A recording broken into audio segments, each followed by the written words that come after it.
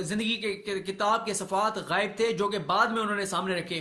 تو کھوسا صاحب کہتے ہیں کہ اس کا مطلب یہ ہے کہ انہوں نے جو ہے وہ مکمل سچ نہیں بولا تھا اپنی تقریر کے اندر. اور پھر کھوسا صاحب کہتے ہیں کہ ایک ہے نواز شریف کا خطاب بچوں کے انٹرویو اور ایک ہے قطری کا دعویٰ. وہ کہتے ہیں دونوں سچ نہیں ہو سکتے, ایک اگر سچ ہے تو دوسرا جو ہے وہ جھوٹ ہوگا. تو وہ کہتے ہیں کہ اس لیے جو ہے ہم یہ قطری کو جو ہمارے سامنے قطری کا خط ہے, جس طرح سے اس کے اندر چیزیں بیان کی گئی ہیں, تو ہمیں یہی نظر آ رہا ہے کہ یہ جو قطری کا خط ہے یہ ہیئر سے ہے, سنی سنائی باتیں ہیں. قطری نے نہ کوئی بینکنگ ٹرانزیکشن کے بارے میں بتایا ہے, نہ ہی کوئی ثبوت.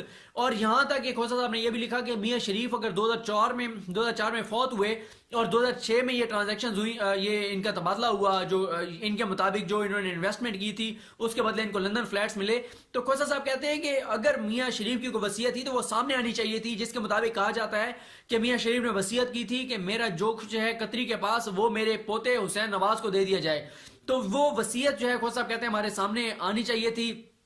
پھر کھوسا صاحب کہتے ہیں کہ جو اس سے پہلے جو خطابات تھے ان میں جو رقم بھجوانے کا جو روٹ ہے وہ کہتے ہیں مکہ سے لندن, دبئی, جدہ, پھر لندن, یہ وہ کہتے ہیں روٹ بنتا ہے جو پہلے نواز شریف کے خطابات تھے, جو ان کے بچوں کے انٹرویو تھے.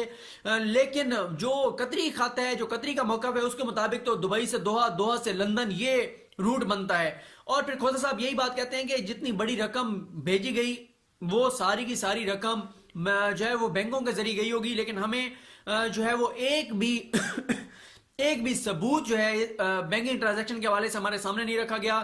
کھوسا صاحب کہتے ہیں کہ سچ کو بہتر بنایا گیا اور کبھی اس کو کسی انداز میں ڈھالا گیا, کبھی اسے مصلحت کی قربان گاہ میں ذبح کر دیا گیا. اور کھوسا صاحب کہتے ہیں کہ چیزیں ساتھ ساتھ جیسے جیسے ہم پوچھتے گئے انہوں نے ڈیولپ کی.